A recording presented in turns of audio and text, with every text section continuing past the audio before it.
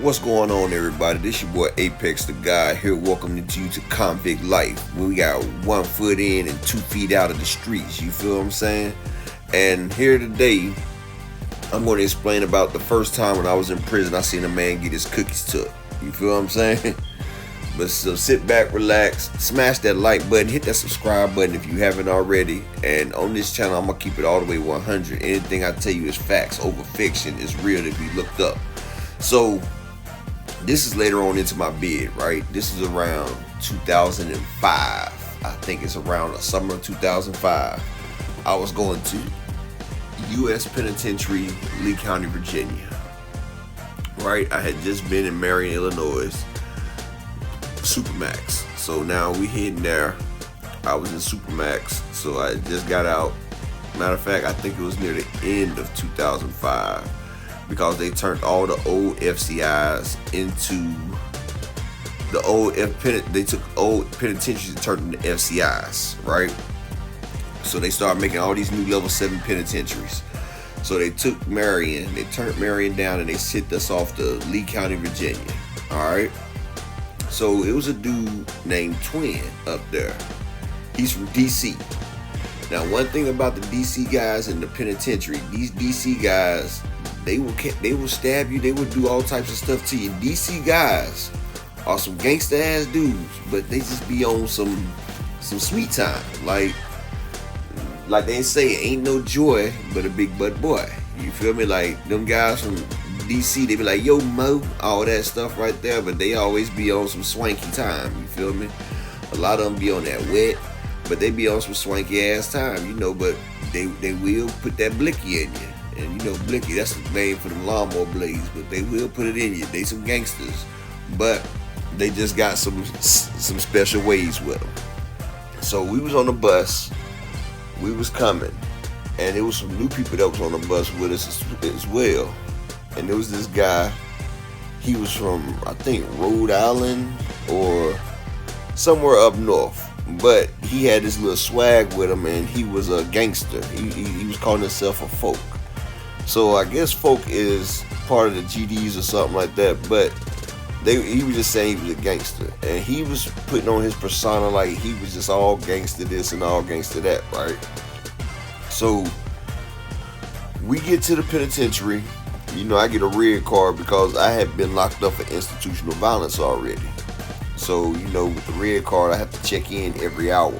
And they also had these people with yellow cards who were sex offenders up there too. And those are the people, they used to call them the smack and dab crew. And I'm going to tell y'all about that on another story. But the smack and dab crew, these was the people that talk about the gun line. And they had a whole crew of people with this yellow card, sex offenders that used to go places and, you know, get off looking at the females. There was a lot of females that worked the yard, especially at Mainline. Mainline is lunch every day, Monday through Friday. That's when everybody at the penitentiary has to show up, like all the heads, like all the department heads. If you need to talk to somebody in the department head, you need to come to Mainline, which is lunch, Monday through Friday. They got the psychology department, the PE department, the head of the kitchen, the head of R&D, the head of Unicore, and like V-Trap, all that, like the maintenance crew, like everything is the head of the counselors, the case workers, everything is at Mainline. You got the warden standing there and the assistant wardens. Everybody has to be there at Mainline, Monday through Friday at the Fed Penitentiary. And that's lunch. That's the most important meal there. Mainline is where you get to talk to everybody. If you have a problem, you get to go up there and talk. And if you talk to them, stuff will get done, right? So, old boy used to come through, and he used to just act, you know, like he was just too gangster for himself, right? He was just too gangster. So, I think we used to call him Rhode Island or something, like RD. That's what he used to call him, RD though. Well, RD didn't realize, but Twin used to work the dish room.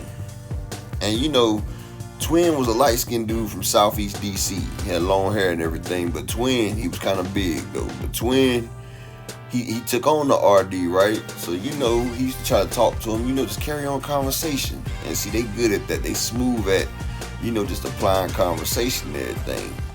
So, Twin worked in the dish room, and when you work in the kitchen, you have different stations, but kitchen is the best place to work because you're going to make money.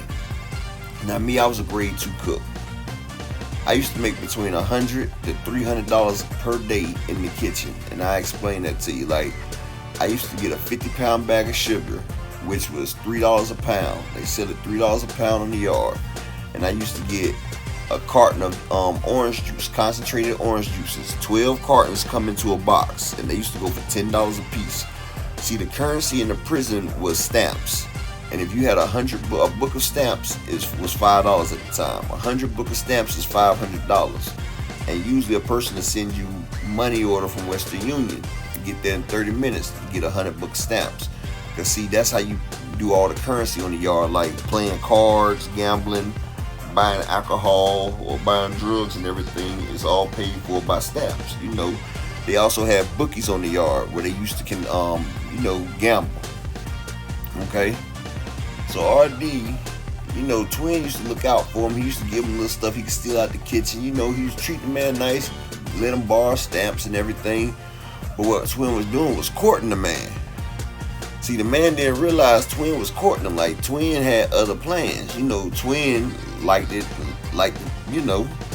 And see, we had people that was crossed on the yard, but people like Twin, they were sadistic with it. They didn't want one that was already turned.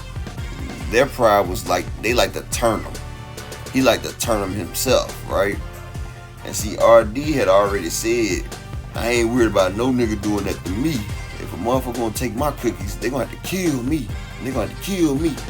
You know how a lot of people say that right there, and they be feeling like, okay, yeah, nigga gotta kill me to take my, but that's not the case. It really is not the case. I've seen it. It's not the case. I'm gonna tell you why.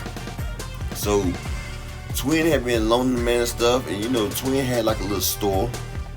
He gave the man a headphone, a Walkman, and you couldn't watch TV in the feds unless you had the Walkman, so you could tune into the TV with the headphones and stuff.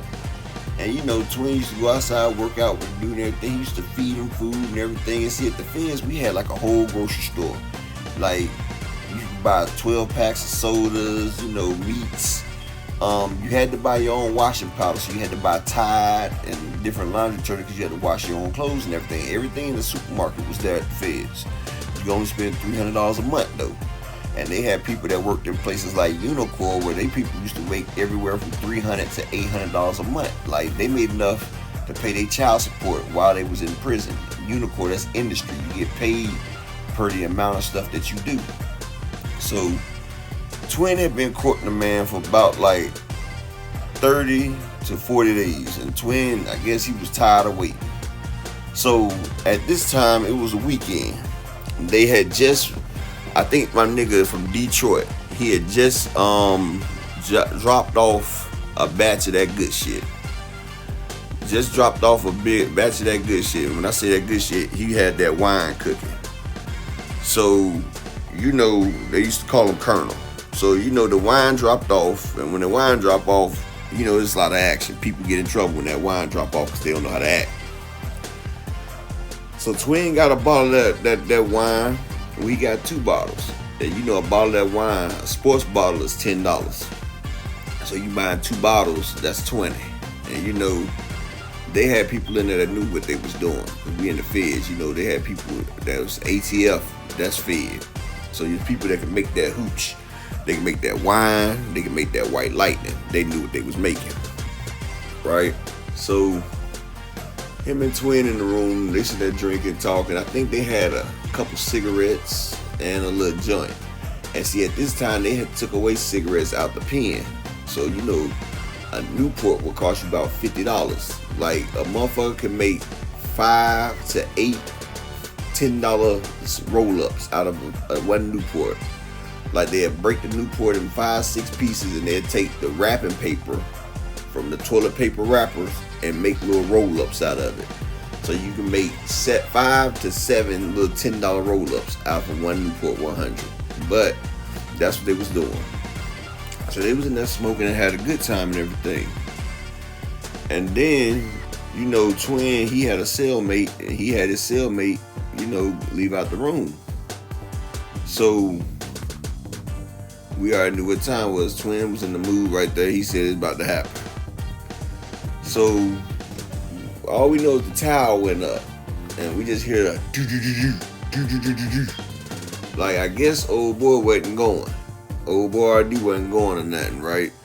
But Twin had got him drunk. He done sat there and ran up a bill.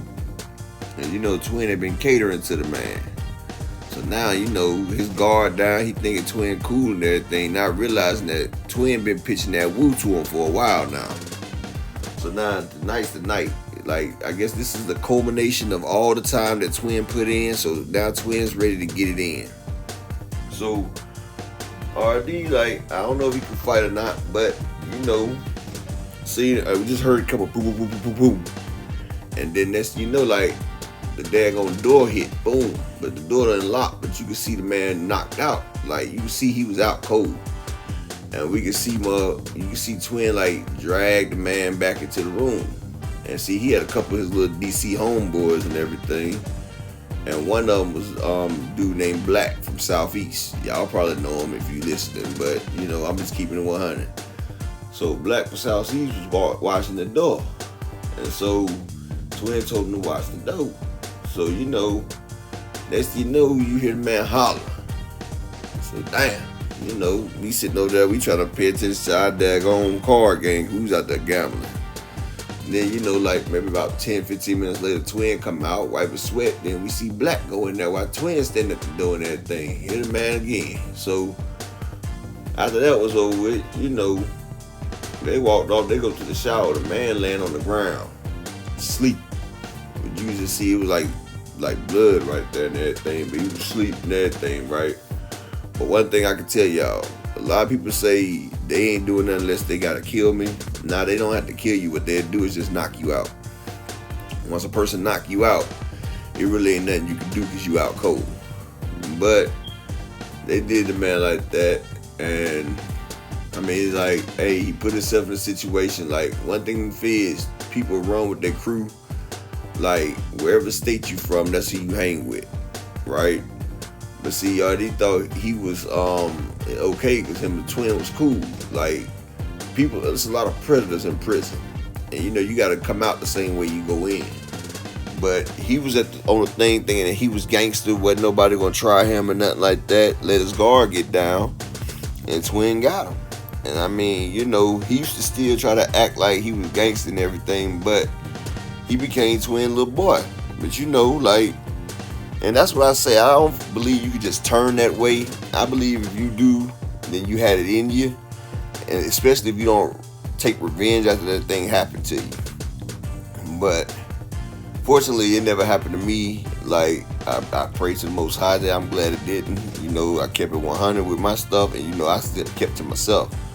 But that was just like the first time I seen it happen. You feel what I'm saying? Like, it was actually a time where I actually seen it happen in the shower, and it was a gang of it. But we're gonna do that for another story right there. But that was when I seen the first time it happened. And that was my first time going to Lee County when that happened.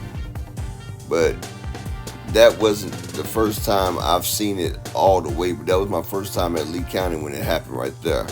But after that, I've seen it where it was like a group of mugs doing it, like, because you gotta realize, when I first got locked up in the Feds, I went to Beaumont, Texas, right? And I got into it with a police officer. Then I got put in Supermax behind that, and that's another story too.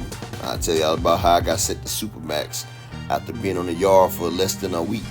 But this your boy Apex, man. Make sure y'all hit that like, that share, that subscribe, man. I got 1,000 of these stories that are 100% real, and I'm gonna keep them dropping for y'all. I just want to get, we're gonna get it started, man. We're gonna get this page started. Let's get this thing started. So I appreciate each and every one of y'all. This your boy Apex. I'm gonna keep dropping that heat. Y'all just make sure y'all hit that like, that share, and that subscribe button. And peace and bless to each and every one of y'all. And I'm out.